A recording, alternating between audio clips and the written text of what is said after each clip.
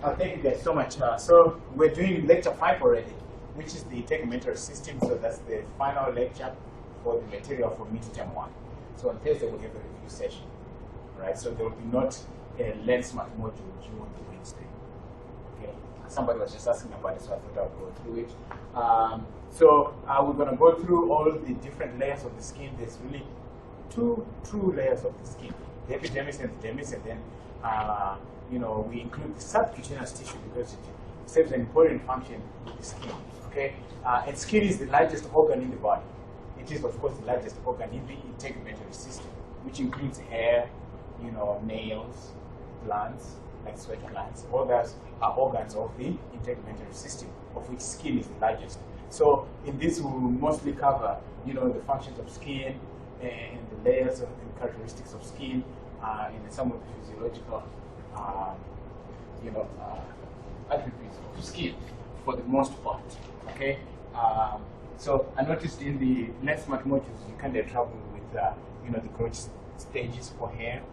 So don't worry too much about that, because for hair we're only going to be interested in it insofar as it contributes to the functions of the skin in terms of temperature control. So you'll see how hair is involved in temperature control. So we're going to start by covering just general functions of the integumentary system. Okay, most of these will of course have to do with the skin.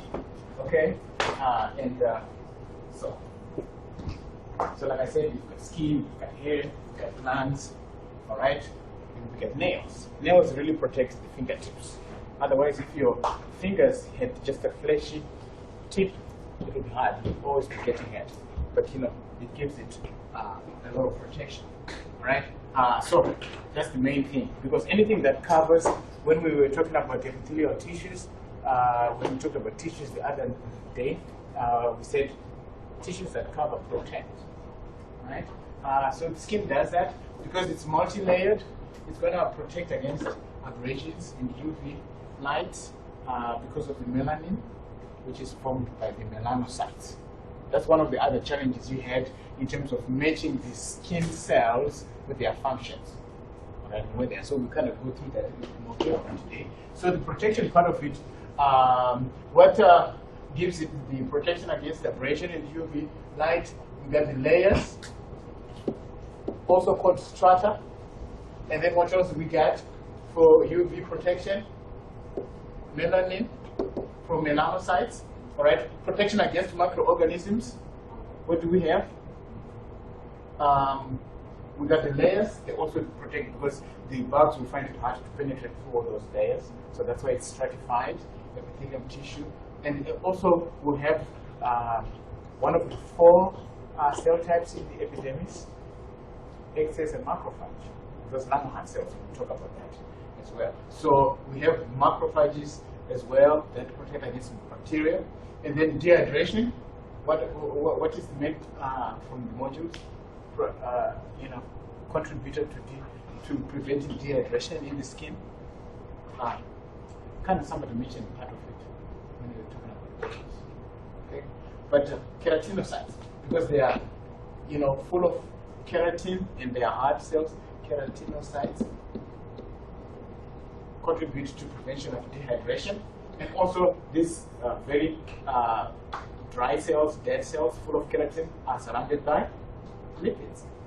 All right, and we'll talk about that and where the lipids come from. And the lipids prevent dehydration. And then sensation, we got certain cells in the epidermis, such as Merkel cells. All right, that are receptors, Merkel cells. Okay, Merkel cells. There you go. And we also have all the receptors for touch, for pain, for temperature, for cold, all in the skin. Okay, so it serves a sensory function. So pressure, pain, heat, cold, touch, all those things. And in the epidermis, we have specialized cells called Merkel cells that are spiny shaped to get information from the surrounding. All right, and then temperature regulation.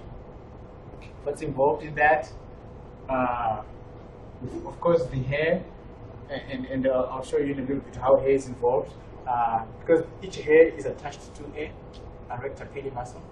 which when it contracts, it creates a goosebumps when you're cold and your hairs stand on end. All right?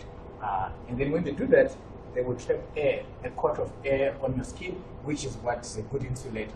You won't lose heat that way. So that's why when you are cold, you have goosebumps and your hairs stand on end. Okay? And of course the sweat glands, right? Temperature control. When you're hot, you sweat. As the sweat evaporates from you, you get cold. Okay? So glands here, sweat glands, okay? And also hair on the skin is involved in temperature regulation. And then vitamin D production. There's a compound called 7-dehydrocholesterol. Okay? That's where the vitamin D comes from, dehydrocholesterol. This, with UV light, forms a precursor for vitamin D called cholecalciferol, which when it goes to the kidneys and the liver is converted to active vitamin D. Active vitamin D is used for active vitamin D. Lindsay, what is active vitamin D used for? Active vitamin D, you get it from the sun. Yeah, what is it used for? You said what? Absorption of. Keep you awake. I mean, like, you do but it's Well, actually, it's involved in vitamin D absorption. I mean, calcium absorption, sorry. Active vitamin D is involved in calcium absorption in this molecule. Right? So, you know, it actually improves bone, because bone, the major component of bone is calcium. Right? So, skin also is involved inadvertently or in an indirect way in calcium absorption. Okay? All right, there you go. And then, of course, excretion of waste. It's a very minor component or very minor function of skin. In fact, most of the excretory products are taken care of by the kidneys and so forth. But there's trace amounts of uric acid in sweat, trace amounts of urea, trace amounts of ammonia, and trace amounts of salt. Have you tasted your sweat lately? Taste what? It's salty. It tastes salty. It's because of the little salts on it. But the skin doesn't serve any big function in the excretion, okay? So one of the reasons why I'm putting whatever the organ is related with each function is that that's some of the ones in the LS module. Think of associating the kind of the skin cell or part of the integumentary system and the function. Okay, so we'll kind of have that theme throughout so that you can associate that with that. So surface area of skin is up to 2.2 meters, square meters. So that's a lot. And like we've been saying, skin is the largest organ in the body.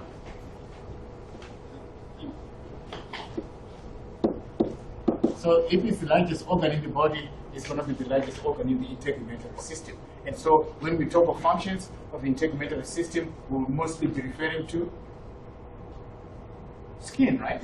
Yeah, we'll be referring to skin because it's the bigger part. And it's got two layers, and then the subcutaneous or hypodermis, hypo-under-dermis skin, hypo-under the skin. We include it because it's really involved in some of the functions. And that's where all the blood vessels are located, providing nutrients for these layers up there. And a lot of fat is in there that also insulates, helps with temperature regulation for the skin. Okay? And then it also connects the skin to the underlying layers, tissues, like the muscle. Okay, so we include it. So the epidermis, there's really 5 layers there, starting from the most superficial, that means the one on the top. We get the stratum corneum, the stratum lucidum, which is sometimes is not present in thin skin, right? And then, of course, the granulosum, stratum granulosum, which has granules on it. That's why it's called granulosum. And then stratum spinosum, which has a lot of live cells in it. And then, of course, the stratum basum, which is attached to the basement membrane, and then the dermis starts on that.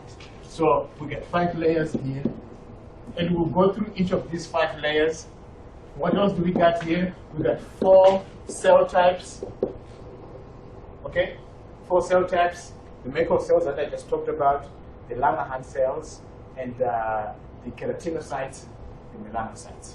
We'll talk about the functions of each of those cells and also the functions of each of the layers. All right, and you will notice as we start from the bottom going up, which was in your module, the cells are cuboidal in nature because they're dividing, number one, and they're producing a lot of the lipids that will coat the cells, and they're producing melanin and so forth. So remember, from our tissues, the bigger the cell, the volume, the more it's adapted for secretion and production. As you go to the top, you are changing in chemical composition and also the cell shape. Because as you go up, they start to become diamond-shaped in the granulosome, and then by the time you get to the top, they are flat squamous cells full of keratin dead. So we'll talk about that too, all right? So, and then here, we got how many layers in the dermis? 2. 2 layers. What are those called? The 2 layers in the dermis? Papillary and reticular layer. Yes. Okay, and we'll talk about that. The reticular layer is the most bulky part of it, which is 80% of the dermis. And then the subcutaneous tissue, like we said, hypodermis, under the skin, we include it as one of the layers of skin, but it's really not a true layer of skin. Okay, but it serves a very important function, or it contributes a lot to the function of skin and the integumentary system. So we kind of include it there. Okay, so we'll start off with the epidermis, but this is a general cross section of the skin showing the sweat glands. And the sweat glands that have a duct by themselves are called merocrine sweat glands. And the ones that are associated with hair follicles, not shown here, but I'll show you later on, are called apocrine sweat glands. And I'll tell you the significance and the difference between those two. Right? Okay, but then the subcutaneous tissue here, and most of the blood vessels are located there. And then this is a hair follicle. Right? Okay, so pretty much this is a summary of all the functions which we will be talking about very soon when we talk about each of these layers. But generally, the epidermis is the most superficial, and it's involved in vitamin D production, and the hair cells on it are involved in, because the hair that comes from the epidermis, because the hair is actually follicle is an invagination of the epidermis. The epidermis will go like this and go like that. From there, the hair will grow. So those are actually epithelial cells of the epidermis hair. That's what it is. And hair is involved in temperature control, and then of course the nails, which are full of hard keratin, as opposed to the keratin that is in skin, which is soft. Okay, soft keratin. All right, and then of course we got the sweat glands. And so we got the cornea, which is the most superficial, and it also slopes off. It's going to protect against bacteria and abrasions, physical abrasions, and so forth. The lucidum is only present in thick skin, which is on the palms and on the soles of your feet. Okay, everywhere else in thin skin, the stratum lucidum is not there. Okay, okay. So and then the granulosome, of course, it's got it's diamond shaped. It's got keratoheme granules in it, right? And also it has lamellar bodies full of lipids, which eventually burst. So water, proofing and so forth, and also because of the layering, protect against bacterial entry. And spinosum, kind of like the upper limit of nutrients. Okay, by the time you get to the most superficial layers of the granulosome, which is got 3 to 5 layers, by the time you get to the top, the laminated bodies have burst and they are dead cells. Right? So that again talks about how the change in cell shape and structure as you come from the most deep layer of the epidermis to the most superficial, which is the stratum corneum. And we'll talk about it again when we talk individually about these layers. And then of course here, the dermis has got the papillary layer, which gives rise to the fingerprints, because the papillary layer interdigitates into the epidermis like that. Okay? As it does that, then it forms the ridges, and then the dermis just follows on top of it like that. And these ridges are what forms the fingerprints. Okay? And the fingerprints are meant to create tractions for grip. Okay? But they are now used to identify people because they're very unique in each person, right? Even identical twins have different fingerprints, right? And then, of course, the papillary reticular layer.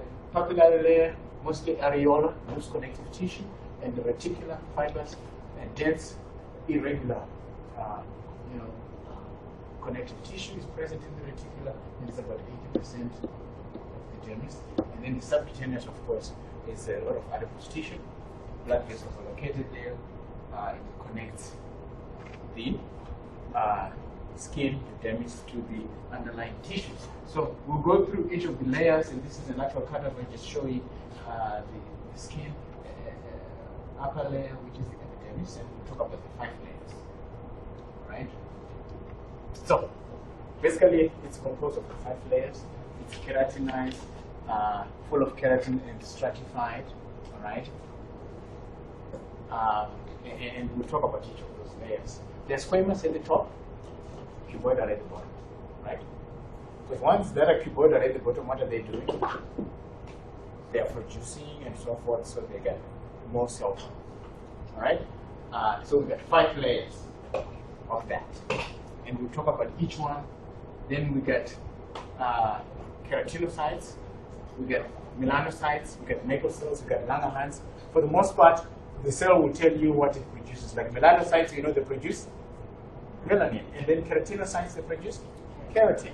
All right, it's only the Langerhans cells which are not intuitive, and the Langerhans cells are the sort of macrophages. These are the immune cells that attack bacteria. And these Langerhans cells, we'll talk about it later on, they migrate to white blood cells whenever a bacteria manages to gain access, and then they activate the immune system. And we'll talk about it there. And then these are sensory cells, Merkel cells, right? And we'll talk about that. The outer portion, of course, is exposed to the environment and function as a protection, right?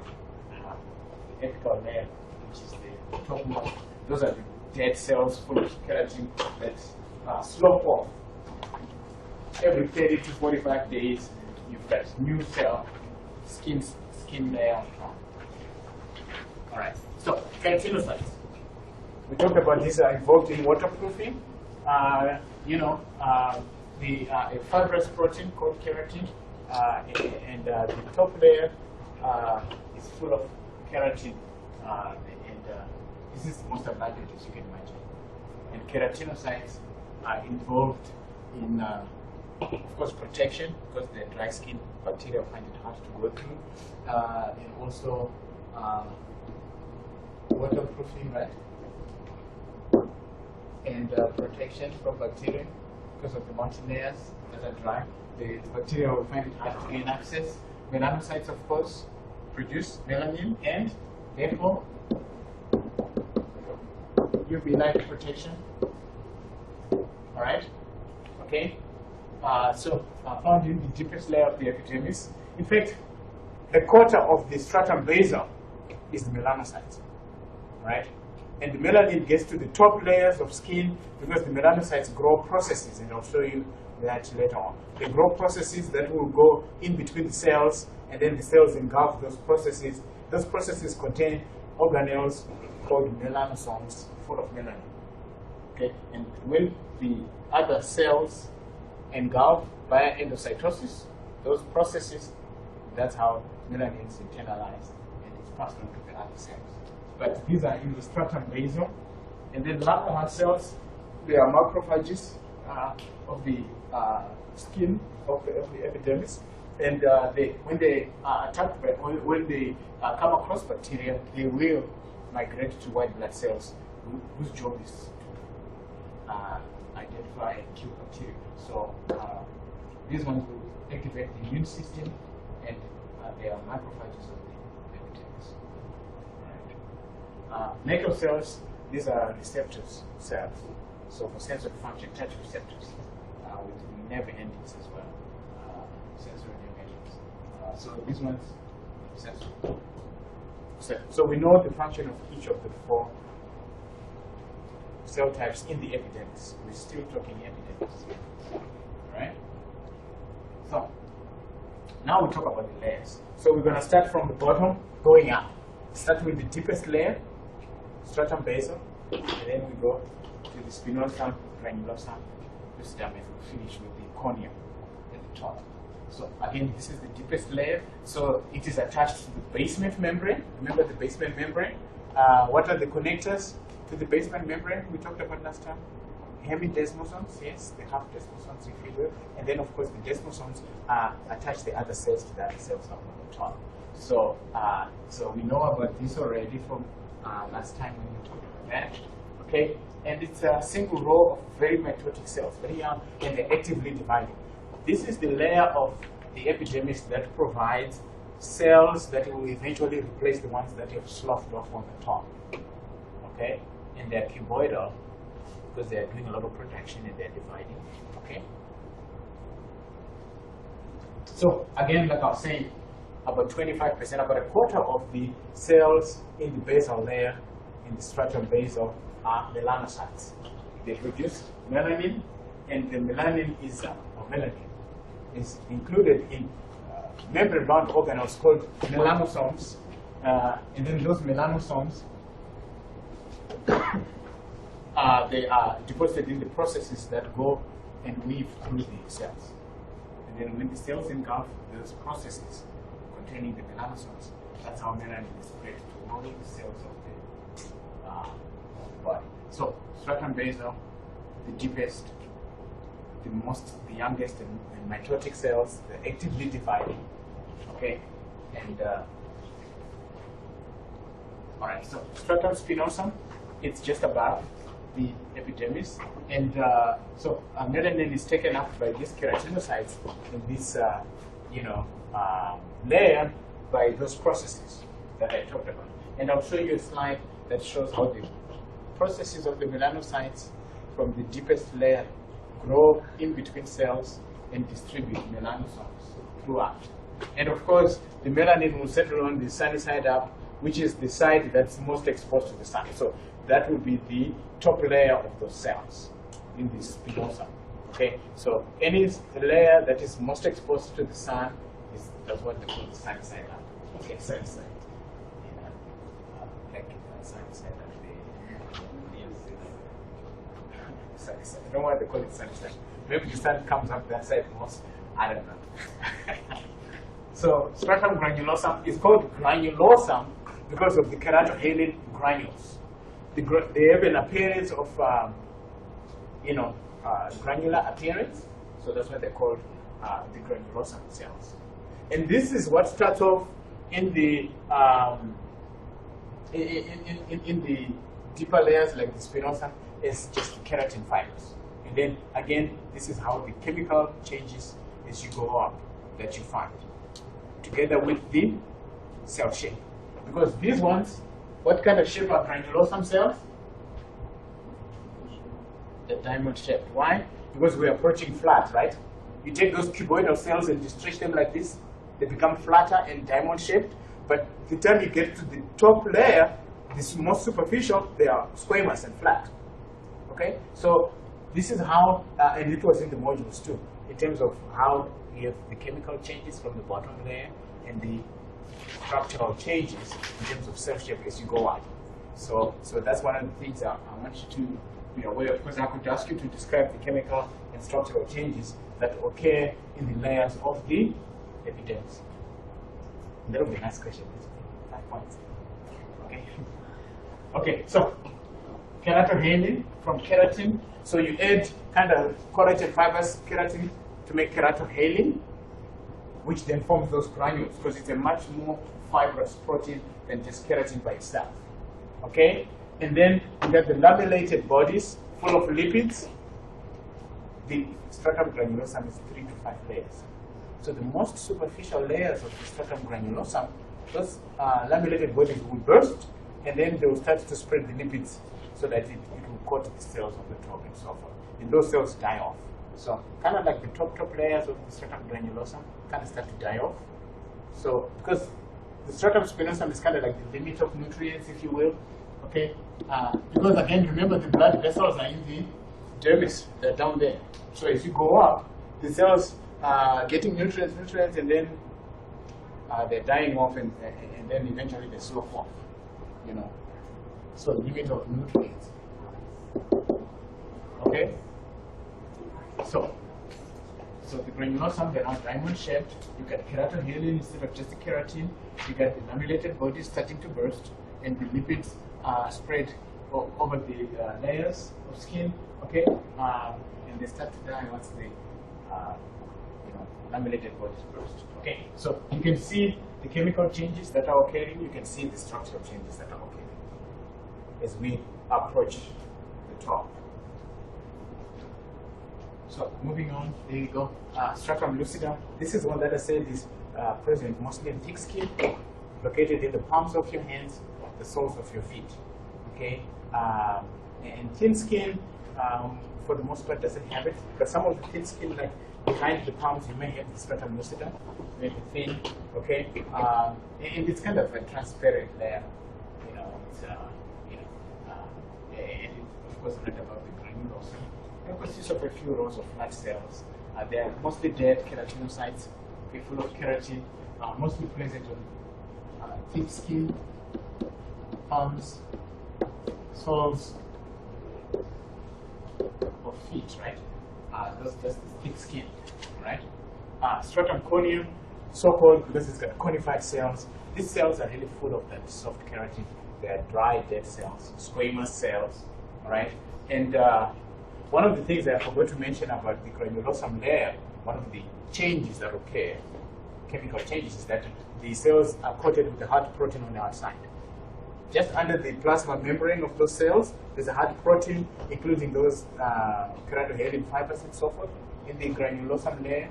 That's another chemical change that occurs in the stratum granulosum. On top of getting keratohalin and the lamellated bodies of lipids splitting and distributing the lipids all over the place, you also get a coat, very hard protein coat, just under the plasma membrane of those cells. Okay? So that's another chemical change. And then here you have dispersed keratohalin, okay, in the stratum lucidum. It's really dispersed. That's why it's kind of sort of transparent. It's so forth. But it's mostly present in thick skin. And then, of course, the stratum corneum, about 20 to 30 layers of squamous flat cells full of keratin. So these are keratinocytes that are dead, and millions rub off every day.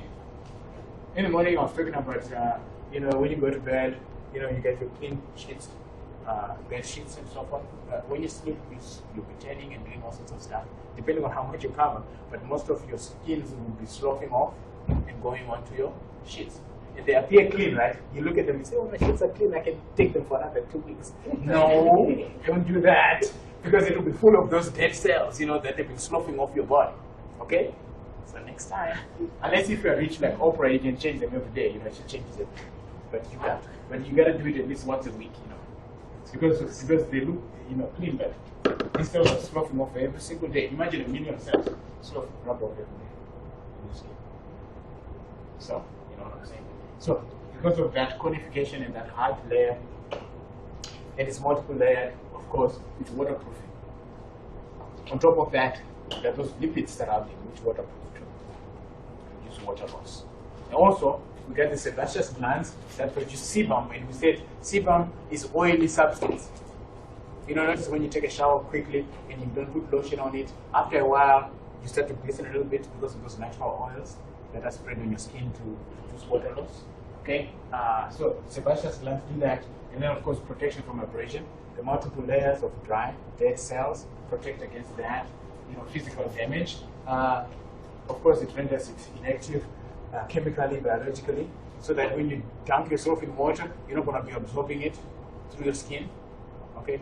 Earlier on in the morning, I was talking about frogs. Frogs' skin absorb. That's why they dig holes into the ground and they can live in deserts. They absorb water like roots, the roots of a tree. Frogs, but we're not like that because of these cells. We don't absorb stuff. We take pebbles through the mouth. Okay, so another function of the skin there.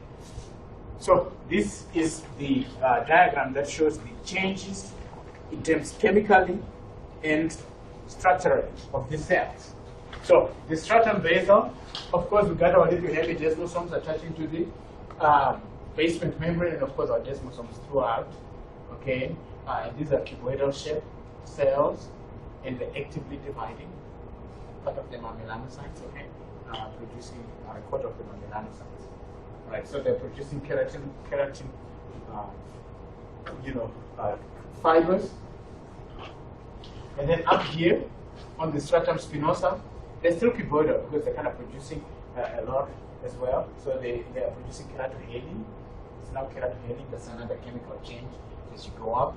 And also they're beginning to fill up with lamellated bodies, which are full of lipids. Okay? Here we just have keratin. Alright? And then keratohalin. Okay? And then lamellated bodies with lipid in the spinosum layer. Alright? And they're still cuboidal. Cube up here. And here it's diamond-shaped cells in the granulosum layer. And then we've got the hard protein coat. PTN is shortcut for protein for me, okay? Hard protein coat. So that's a chemical change, right? The diamond shape is a structural change, right? And then we got over here, we also got the keratohalin granules, okay? Keratohalin, shortcut for keratohalin granules. That's why it's called granulosum. And then the lipid burst, the lamellated bodies will burst and spread the cells, the lipids all over, and the cells die off, especially towards the most superficial layers of the granulosum, which is 3 to 5 layers, wide, will start to die off as the lamellated bodies burst. Okay, so diamond shaped, and then by the time you get to the lucidum, these are now squamous cells, flat cells, and of course again flat here because it's straighter than squamous, it's easier to write. So flat squamous cells, and here they get a whole bunch of keratin in them. They're full of keratin, they're dead cells, and they got lipids surrounding them for waterproofing. Okay? So if I ask about the chemical and structural changes occurring from the deepest layer of the epidermis to the most superficial, you talk about this. You talk about the keratin, the keratohalin, you talk about the cuticle bottom, and the second layer, you talk about the keratohalin granules in the granulosum layer, you talk about the hard protein coat that will surround this, just under the plasma membrane of the stratum granulosum, and how they are diamond shaped because they're now becoming flat cells. And then over here, there are squamous cells full of keratin surrounded by lipids. Okay, so chemical changes going through as you go up. Alright? Good. So thick and thin skin, we talked about it. This is where you have the stratum granulosum on the palms and the soles of the feet. And thick skin has the lucidum, the fifth layer, but most thin skin do not have the stratum lucidum. Okay? Just the other 4 layers. That's it. Right? So we know about the palms, and we know about the. So in this, we're going to now talk about the physiological changes that occur. Sometimes they're environmental too, that can cause skin color to change. All right, there's several of these. All right, the first, which is genetic, is melanin from the melanocytes. Okay, all human beings, it doesn't matter how light or dark you are, 8% of the cells in the skin are melanocytes. What differentiates in terms of skin tone is the amount of melanin you produce and the size of the melanin granules. The bigger the granules, the more the melanin, the darker you are. The less the size of the granules, the less the melanin you have, the fairer you are. Okay? And melanin is usually, no, it's not usually, all the time, protects against UV light, which causes mutation in the genetic material. Okay? So that's why dark-skinned individuals have less incidence of cancer, skin cancers, because of that protection from the melanin. Okay? And then fair-skinned individuals have a higher incidence of cancer because they have less melanin to protect them against those. That's why the dark-skinned individuals usually hail from Africa where there's more sun. So it's an adaptive change that those guys have more melanin in them because they got the sun all year round most of the time. Okay, so that's why. So and it tends actually protects them against that. Okay, so environmental changes, the environmental influences on skin color. Tanning, for instance, fair-skinned individuals like to go tanning. They can either go sunbathing or they go to a tanning bed or whatever they do, and then they cause their body to produce slightly more melanin because it's being exposed to more UV light. Okay, so then they get dark, they appear dark. Okay, so that's another way of affecting the skin color. Or hormones as well. Have you noticed pregnant women, when they're pregnant, they get darker maybe on the forehead, maybe a darker line that appears down here. I don't know if you're pregnant. But that's what happens sometimes. It's because hormonal changes occurring, they cause that change in skin color. All right, so that's another thing. And another one is erythema, which is when you become flushed, it's exposure of the blood vessels, they become more superficial. That's why when you're hot, what happens? Especially in the fair-skinned individuals, they become red because the blood vessels are more superficial. So because the blood is carrying the heat from the muscles, and if they're more superficial, you lose more heat. Okay. Notice when you're cold, what happens? Your skin becomes white, very white, and you lose color because, or when you're frightened, or things like that, because your blood vessels they constrict and they become more deeper, so that you lose the color. Okay. So that's one way. And when your blood vessels are more superficial, it's called erythema. Okay? Blushing is a very good example of that. When you say boy or girl you like, you start to blush, you know what I'm saying? It's a physiological change, and you get erythema on your cheekbone. That's how it happens. Okay? So blushing is an example of that. Another one that most mothers are sort of afraid of is loss of oxygen content in the blood. You become cyanotic and bluish. So like when your kid is kind of bluish, you gotta rush. Oh my God! You rush them to the hospital real quick, right? Because then they're losing oxygen. So it's called cyanosis. So that's another way you can affect skin color based on the oxygen content in the blood. Okay. So if you see your kid turning blue, they're getting cyanosis, and you kind of need to rush them quickly. They're not getting enough oxygen. And another way, it's kind of environmental. If you're eating lots of carrots or something that contains carotene, that pigment that's in that food or whatever can go into your skin and cause yellow skin. Okay? So I've talked about many ways in which you can affect skin color. Have you seen all these physiological ways? So if I ask you the example, can you give me examples of how physiologically or environmentally you can affect skin color? You can talk about them and explain them. You can talk about tanning and explain it, that's environmental. You can talk about erythema, blushing, that's physiological. You can talk about oxygen content and loss of it, cyanosis, that's physiological. Okay. You can talk about carotene, eating carotene, which is kind of environmental and physiological, and it affects skin color. Another one we didn't talk about, that's not on the board, is hepatitis. Hepatitis 1. It's the inflammation of the liver, and the liver metabolizes pigments like bilirubin. So if the liver is not functioning properly, it's not going to metabolize these pigments, and then they're going to be deposited in your blood, and you become jaundice, which is yellow again. Okay, so hepatitis, jaundice. This is a physiological way that's pathological in nature because you're sick. Okay. And it can affect your skin color because the jaundice. Okay? So I want you to be aware of all these physiological ways, environmental ways you can affect skin color, and just be able to explain them just briefly. Okay? Because I could ask you about what are the environmental and physiological ways that you can affect skin color. There's many examples. I mean, you can come up with 5 points. Okay? This is how melanin is distributed in all the layers, in all the cells of the epidermis. All right, because a quarter of the cells in the deepest layer, the stratum basal, are melanocytes. They have to grow processes.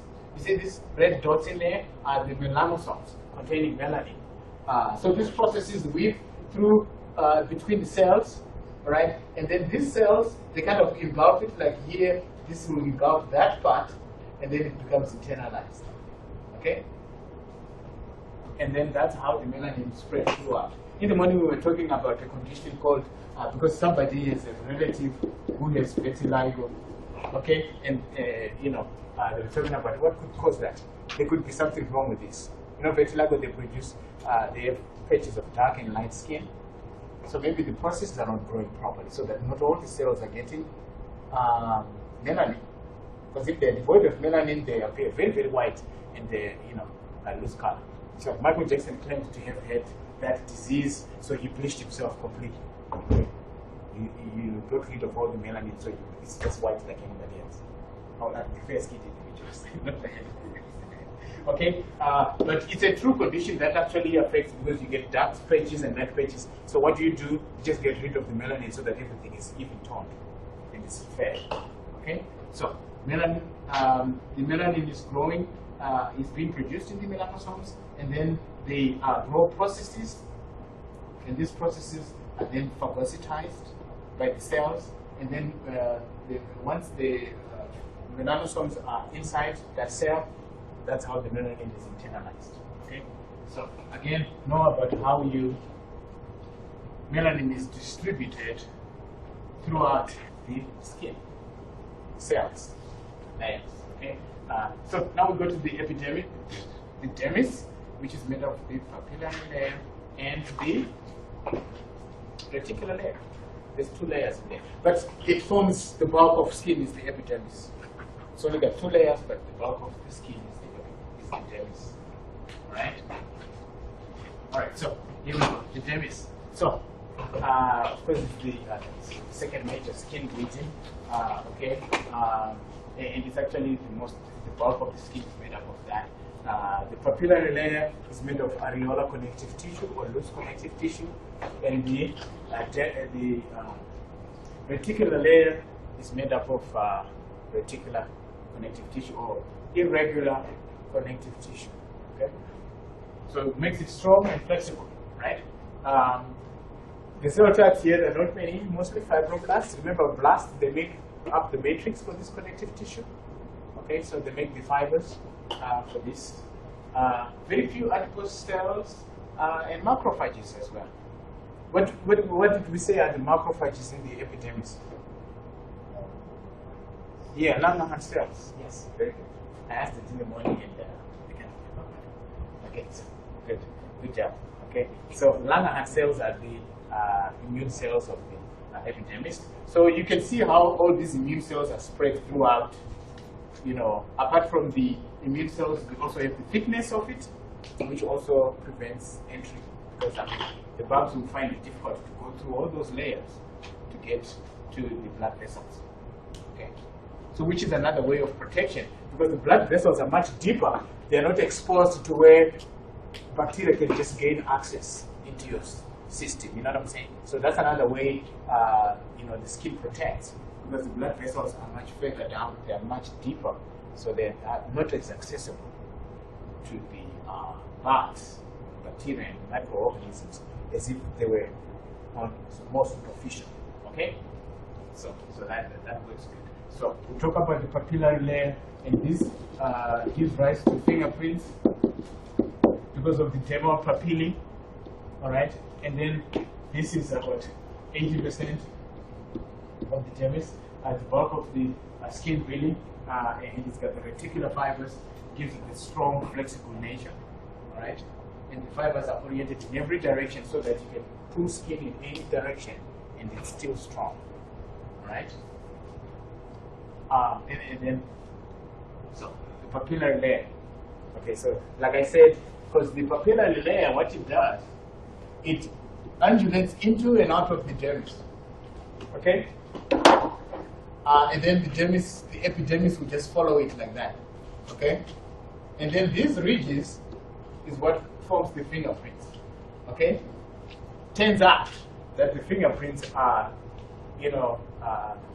unique to each individual. Like I was saying earlier on, even identical twins have their own pattern of fingerprints. So you can catch who did it, with the twins. They won't escape it. And the fingerprint's function really is for traction, so that you have grip. Okay? Have you noticed all those barbells at the gym? What do they have? The part that you hold. You can't have lines crisscrossing like this to create traction. Same thing like the fingerprints. Same deal. Right? And then, of course, because that's where the blood vessels are, and we don't have blood vessels in the epidermis. It provides nutrients to the epidermis. It removes waste from the epidermis. It does that. Okay. And then, of course, temperature regulation. How is it involved in temperature regulation? By sheer size, right? Imagine when you're cold, what do you do with the blankets? You layer them up, right? You put more blankets on top. Same thing. The thickness of the epidermis covers you and prevents heat loss. See what I'm saying? So it aids in regulating body temperature just because of its thickness, and it covers you. So it will restrict heat loss, so you can maintain body heat. Right? But there are many other ways that the body can regulate temperature, like the hairs, the sweat glands. Okay? But by the sheer thickness, the dermis is involved. Okay, so dense irregular connective tissue over there, so it's strong in any direction. It accounts for 80% of the thickness of skin. So most of the thickness of the skin is the reticular layer of the dermis.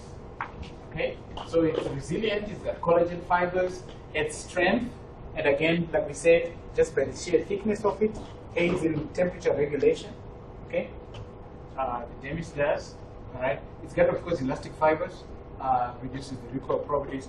This is when you get old. In the end, we'll talk about the changes that occur as we get old. One of the things that happens is loss of elastic tissue in your skin. And then what happens when that happens? You become wrinkled. You get wrinkles. Unless if you get Botox, like the stars. Have you seen some of these stars that get too much Botox and it's like a constant surprised look, you know what I'm saying? Because it's just too much. All right. Another thing that happens is striae, which are stretch marks. Okay. So what happens is when the skin is overstretched, the dermis breaks, the epidermis breaks, and then the thing ruptures through. I was explaining it last time to Brendan because they asked about stretch marks in there. We were going to talk about it now. So that's what happens. So the dermis will burst into through and then it creates those ridges. Okay. And so this is stretch marks. That's why you normally see them in pregnant women because the dermis get stretched. But some people are more genetically predisposed when they get them. Okay, so that's the stretch marks. And the result, because the dermis, because it's bulky, the dermis is bulky, it's got lots of connective tissue in it. So if the epidermis is broken, then it bursts up like that because of the stretching, and then it creates those ridges. Okay. But also the reticular layer, while the fibers are oriented in every direction so that the skin is strong from every direction, there's a general tendency of those fibers to orient a certain way, and that creates the tension lines. If you look on your skin, like if you do this, you can see the general lines that kind of go through that. Okay, you can see, and there's a pattern to it, like all over the place. Physicians that do cutting may be more aware of these patterns of the cleavage lines or tension lines. Okay, because the importance of that is if you cut across the tension lines, what happens is that when you suture it up, it buckles up like that because of the tension of it's being placed over like that on the tension lines. So it will heal slowly for starters. It kind of opens up a little bit and it will form a bigger scar. Okay, and then some people, some surgeons are more careful. They pay close attention to the tension lines. If they can help it, they'll cut along the tension lines so that when they suture up, there's no buckling. You can see how straight it is, and the scar formation is less. That's why some surgeons are so good. You say, oh my God, they did the surgery on me, and I can hardly see the scar. You see the scar tissue because they are paying attention to those cleavage lines. And this is because of the general orientation of the fibers in the reticular layer. Okay, so that's the importance of that. Okay. All right. So subcutaneous layer, we will include it simply because it contributes a lot to the function of skin, right? And you can see in this cutter when they've cut through all the layers, and then it's the one on the bottom, a lot of adipose tissue there, and you connect the top layers of skin to the underlying tissue like the muscles. All right. So subcutaneous is deep to skin. It means it's under the skin. All right, and it has areolar connective tissue, loose connective tissue. All right, and lots of the blood, or most of the blood vessels are located in there. Okay, and they supply the layers of skin, but it's not really a layer of skin. That's why it's sometimes called hypodermis. Even subcutaneous means sub under cutaneous skin. Cutaneous means skin, so it's under the skin really. So it's not a true layer of skin. It's mostly adipose tissue. This is what also insulates, if you will. It insulates, so it kind of contributes to the temperature regulation. All right, and of course it was fat. So if you are more lean, you have less of that fat, and your blood vessels, your veins, they pop out a little bit more. But if you have more of the fat, you don't really usually see the blood vessels, right? Okay, and then of course if you gain weight, then you get more of that subcutaneous tissue, right? And it's like a self-absorber. It's an insulator too. Okay, it's like padding, if you will. All right, and then of course it increases if you gain. So that's just. So hair, like I said, we're really most interested in hair insofar as it contributes towards the temperature regulation, towards the functions of the integumentary system. I know in the module it was talking about the growth of hair, the cycles, okay? So don't worry too much about that because you can't get onto that. We're only going to just talk about, the hair and its functions of the integumentary system. But when you are young, in utero, during the fetal stage, you have like fine hairs that are called lanugo. All right. So when you're born, and before you're born, some of this lanugo turns into terminal hairs. Like especially the eyebrows, you may get a bit of that.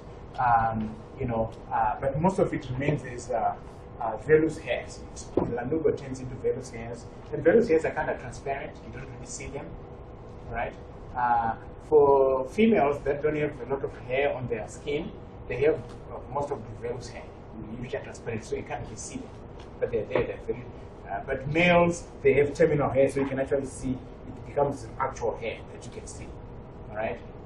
And when you reach puberty, you get terminal hairs in your pubic area, terminal hairs in your armpits. Okay. And then for men, terminal hairs on the chest and all over the place.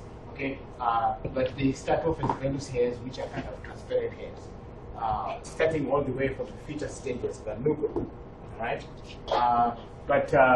Each hair, of course, any part of it that's exposed over the skin is the shaft. Any part that's buried in the skin is the epidermis, is the root, and the epidermis gives rise to the hairs because the epidermis will invagинate inside, and so the hair cells are the epithelial cells of the epidermis, and the only thing is that it has 3 layers: the medulla, which is the innermost, right? The cortex, which is in the middle, and it forms the bulb. I know some of this detail was in the NetSmart module, okay, and some of you had problems with it a little bit, and then so the cortex is the bulb of the hair, and then of course the most superficial is the cuticle, which is full of with its skin cells that kind of cells that overlap on top of themselves, forming the cuticle, which is kind of shiny layer. Okay, but the bulk of it is the cortex.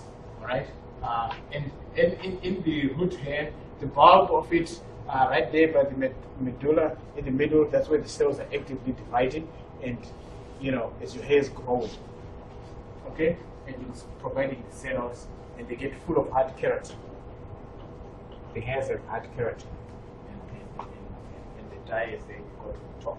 And so, and then of course, hairs have growth stages and resting stages. Like your hair grows for maybe 2-3 years or something like that, and then rests for about a year or two. Okay, it's on your hand, and then but about 90% of your hair is in the growth phase. Okay, you get about 100 or so hairs falling off every day.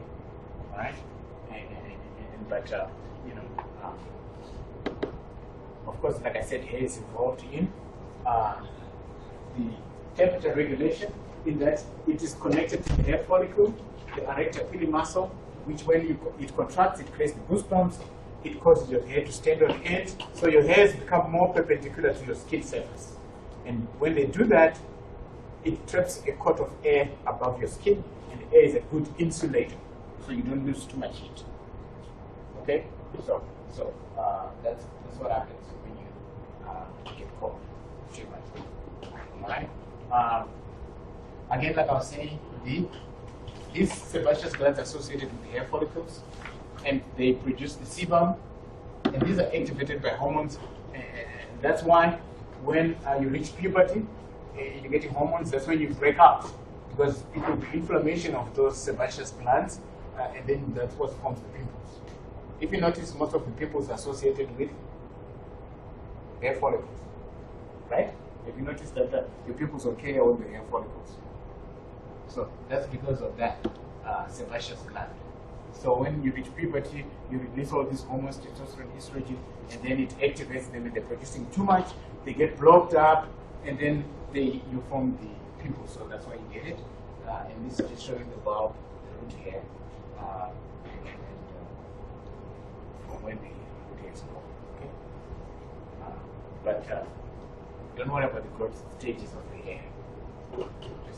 Just know those layers of the hair and how it is involved in temperature regulation. Okay, for the exam.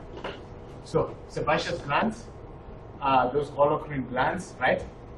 And they produce sebum and oily substance that kind of makes your skin soft, and they also act as a waterproofing. And of course, it's going to be absent from your palms and the soles of your feet. Why? Yeah, they have thick skin, but why would you want oil there? You need grill. You've gone to all the lengths of getting fingerprints to create the traction, and then you put oil on top of it, it doesn't make sense. So you don't have sebaceous glands on the thick skin. But you do have a lot of sweat glands on. So that when you're nervous and you're sweaty, what happens? Your palms get sweat. And you notice that when you're nervous or frightened or something, it's because of that. I guess because it's thick skin, it needs more temperature regulation, if you will, so that's when you get more sweat glands there on the thick skin. All right? Okay, so that's that. And then, of course, they soften the skin. It's like a natural oil that you put on your skin to make it nice and soft. These are holocrine glands. Remember, the sebaceous glands release whole cells stuffed with the lipids in them. And then the whole cell bursts, cellular debris plus the oil film forms the sebum, which is that oily substance. All right? So that's the sebaceous glands, right? So they contribute towards preventing water loss, all right, and also softening the skin, all right? Sweat glands, we get the mammary glands are modified sweat glands, and they are apocrine glands that produce each of parts of the gland cell and release with the milk. Okay, ceruminous glands that line up your ears that produce earwax are also modified sweat glands. All right, and we have here the two types of sweat glands I was talking about earlier on. Okay, the merocrine glands, which are, throughout the body, produce just the fluid sweat. Okay, and you got about 3 million of these sweat glands throughout your body. That's a lot of sweat glands. 3 million. All right.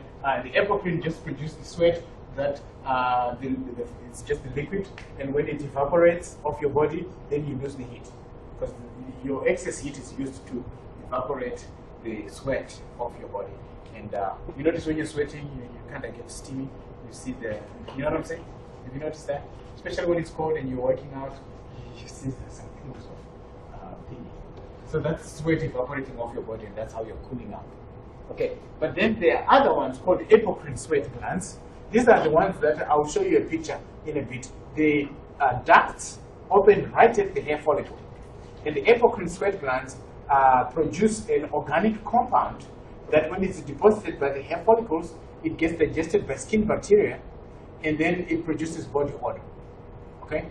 And it's mostly located in your armpit, okay? And in your pubic area. During sex, there's a characteristic smell that goes with it. It's those apocrine sweat glands that produce that in the pubic area, and then that organic compound is digested by skin bacteria and produces that smell. Okay, and body odor. There's some people who naturally have some sort of a body odor that if they don't put deodorant, it's very noticeable. Some don't, but some do. They may have very overactive apocrine sweat glands. Okay, so that it's located in the. That's why when you put roll-on, when you put it in your thing, you don't put like a roll-on over it. You don't put it on your chest. You see what I'm saying? Because that's where all the business is located that creates the body odor, right? Yeah. So, know these two types of sweat glands, of course, and what their functions are. The merocrine ones, just for temperature regulation, and then the apocrine ones that are involved in body odor. Because they don't just produce sweat, they produce an organic compound that can be digested by skin bacteria. And they open up into hair follicles. Alright? So these are there. You see this one here? Starts off in the subcutaneous tissue. This is an apocrine sweat gland. You see where it opens up? Right by the hair follicle. So that it is digested, the secretions are digested by the bacteria, and that's what produces the odor, the body odor. Right? And then the regular merocrine sweat glands, see, they just have a duct that opens up by itself on the skin, and they are very copious on your forehead when you're working out. What happens when you start sweating? Then it falls down. Okay, so those are the merocrine ones. So know those two types of sweat glands and their structural organization. Okay, how the apocrine open into the hair follicles, and the merocrine ones just open the duct open, freely on the skin surface. Okay, so nails again is the stratum corneum, really very, very keratinized with hard keratin this time. It's hard keratin, that's why the nails are hard, right? And of course, what you see on the top is the nail body, and what is under the, the skin is the root of the nail, right? Most of the time you see this whitish kind of ring on the bottom towards the cuticle, which is called the lunula. You can see mine here. And it's called lunula because of the crescent shape. Looks like a moon, looks like a half moon. So, and I'll show you a picture of it.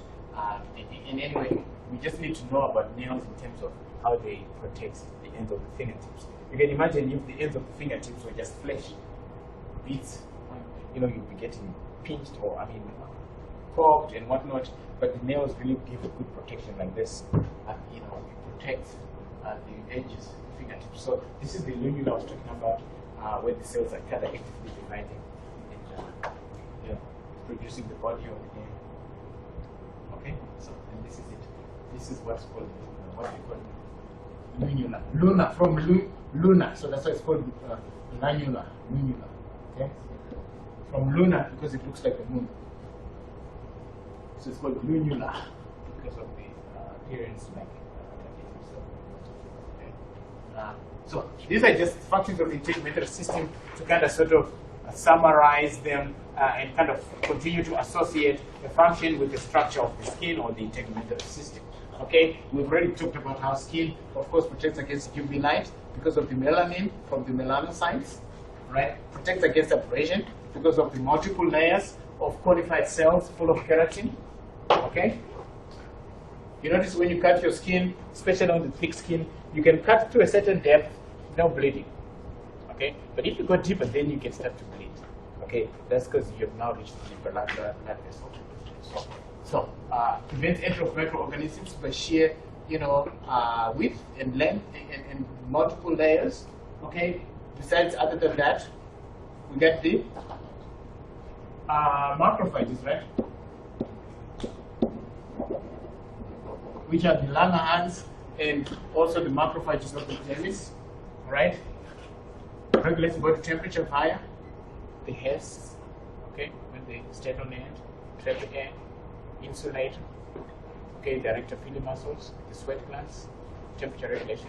When you're hot, you sweat it out, evaporation, also the heat. And then, of course, water loss, sweat glands here, because I want you to continue to associate each function with a structure, okay, in the skin or the integumentary system, okay? And then, of course, water loss, the lipids that are surrounding those keratin cells, and the keratinocytes, full of keratin, and fibrous protein, and it's dry. So, keratinocytes here. And that was in your module 2, prevents water loss, plus the lipids is an additional way of losing, and the sebum too, the oily substance that is covers your skin, you know, when you sweat through the pores there, and so that's also prevents water. And then, of course, hair, of course, protects against abrasion and so forth, and a UV light too. You know, it's funny that male pattern baldness, such as me, you know, happens right on the top on my sunny side up, where I need my hair the most to protect against this. So maybe it's a cruel joke from God. If we lost it from here, that would be bad, because I would need my hair up here. For me, I just take it all up here. So anyway, but it's kind of curious that male pattern baldness occurs over here, where I need the hair the most, because that's the sun that is exposed to the sun the most. Okay, so hair does that too, and hair is temperature regulation as well. Acts as a heat insulator as well, and then of course nails protect the ends. Okay, so there's more. All right, sensation, like we talk about medical cells, and there's touch, you know, pressure, you know, temperature, cold, whatnot, pressure, pain. All these receptors are located in the skin. So sensory function for skin. All right, and you can associate each function with a structure, at least one structure or two in the skin or in the integumentary system. Temperature regulation, we talked about it. You know, we got the blood vessels, we got the sweat glands, we got the hair. All those are involved in temperature regulation. The blood vessels, when they are most superficial and exposed, you become red and you lose more heat. When they are deeper, you lose color, you become ashen, and you maintain more heat. Okay, you retain more heat. And then sweat glands, of course, you know that sweating evaporates water off your body and increases vitamin D production from that compound 7D hydrocholesterol, together with UV light, forms cholecalciferol, which is a precursor to vitamin D. And then in the kidneys and also in the liver, you get active vitamin D, which is useful for absorption of calcium. And therefore it affects the bone strength and things like that, because calcium is deposited in your bone. That's why in milk, what you get, what do you see on the packet or the gallon of milk? It says milk with vitamin D, right? Because why? Why does it get vitamin D in there? Milk is a bunch of calcium. So it would be a shame if you had a bunch of calcium, but you couldn't absorb it because you don't have vitamin D. So that's why they add vitamin D to milk, so that you can absorb the calcium. All right? There you go. So excretion, we said it's a very minor function of the skin. Very little uric acid, very little urea, very little ammonia, nothing like that. So erythema. Okay, erythema is the when the blood vessels dilate and become more superficial, and you become red, such as blushing, but also it's used to lose heat, because the heat is carried by your blood throughout the body. Okay, that's why when you're getting less blood flow to the area that cut becomes cold.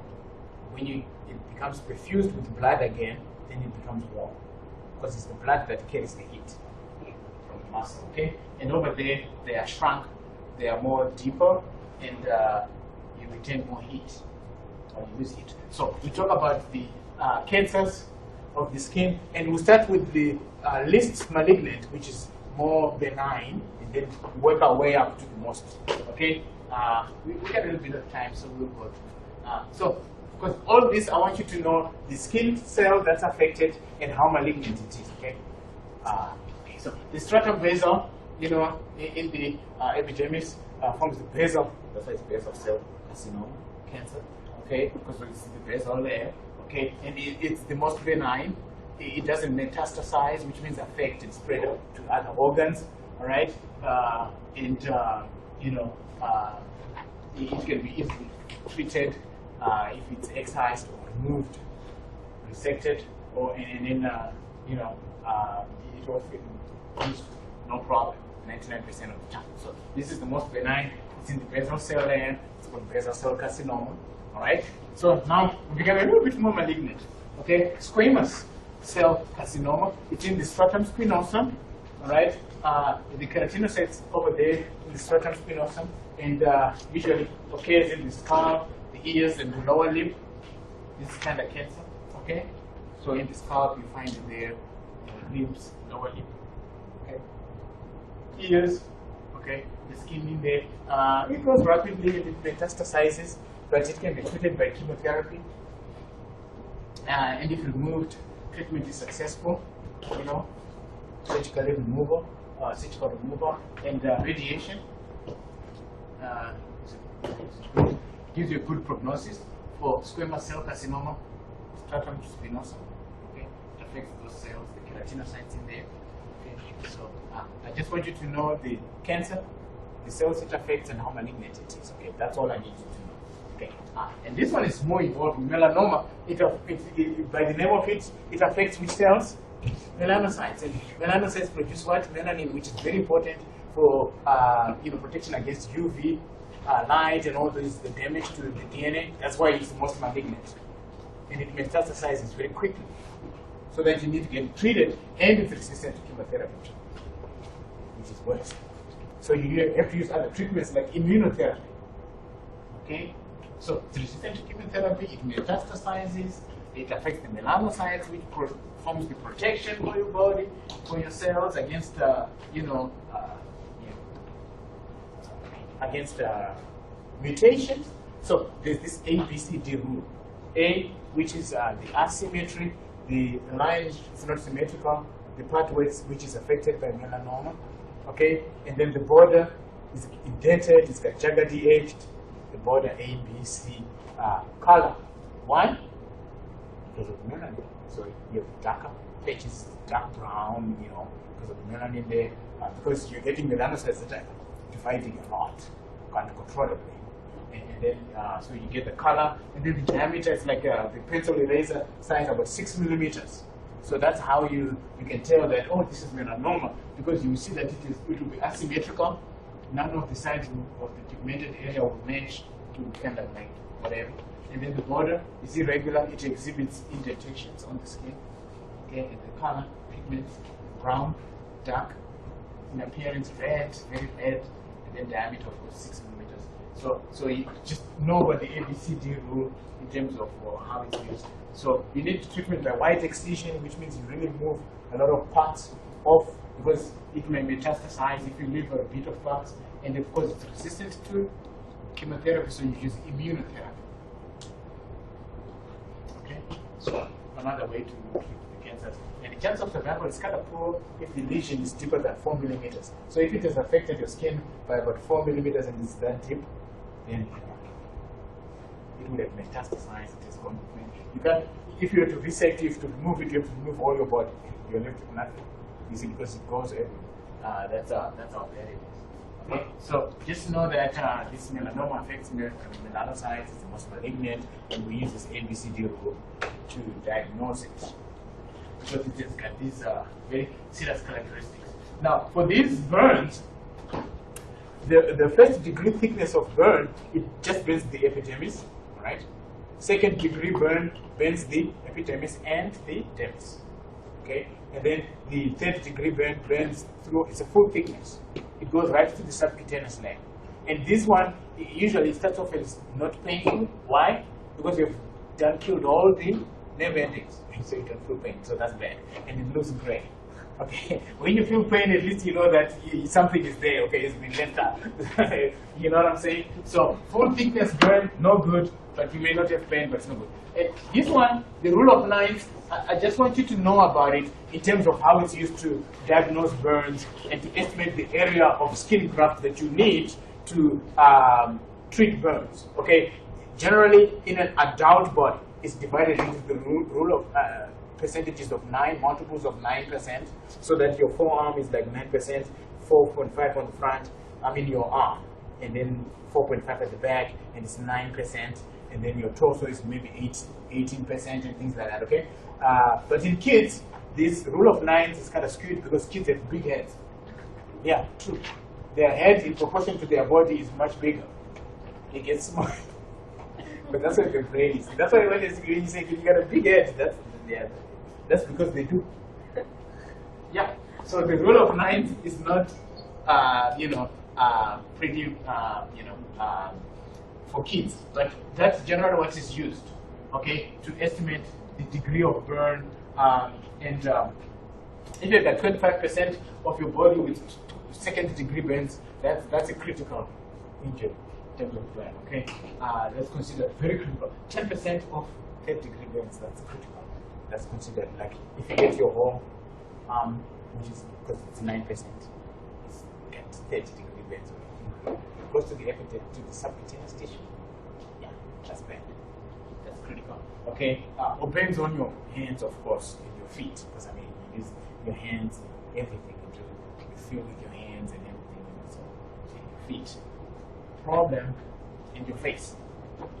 Okay, so anyway, very good. So this again is another cross section of the skin, showing your apocrine sweat glands, showing your eccrine sweat glands, and just showing you the degrees of thickness of burn. First, second, and third, all the way to the subcutaneous. Burns through everything. Okay? This is what happens when you get old. Everything happens, everything slows down. You're not producing as many cells as you do. Your skin, loses elastic tissue. It wrinkles up. You become intolerant of cold. In the morning, I was just saying that's when you throw your grandma and your grandpa in the blanket all the time, right? Because they're intolerant to cold. Because their temperature regulation has gone bad. The sweat glands and all that. So, the fat layer, especially because the fat layer goes. Because the fat layer is a good insulator, it keeps heat. So when you get old, you lose that, and then temperature regulation becomes difficult. So that's why they're always cold. Skin becomes scaly, and then that's when you get cancers. Melanocytes become less active, not producing enough melanin, not getting enough protection against UV radiation. You get older, you get cancer. That's when you get cancer. It's more prevalent in the older people than the younger people because of that. All right. So this is what happens when you get old. Just know about these things and some of these things, because I might say, okay, what happens when you get old? Can you mention 2 things that happen when you get old? Things like that. You get 2 points, something like that. Okay. So on the Thursday we'll do revision, and I always show this diagram here that shows, how the system we are talking about is related to other systems. How it affects, like this time we're talking about the vitamin D and calcium absorption, and we're talking about how it affects the skeletal system, right? Because calcium is absorbed in the bone. That's where you store most of your calcium. Okay, so you take a look at it every now and then, and you can see how, because we're talking the human body, we want the whole picture and how all these organ systems are working together. Okay, all right. Thanks, guys. I appreciate it. We kind of took 5, so I'll give you 5 that I want because we started 5. Yes, 10 minutes. Okay, is that okay? Is that good? And then finish, you can go home early. Okay.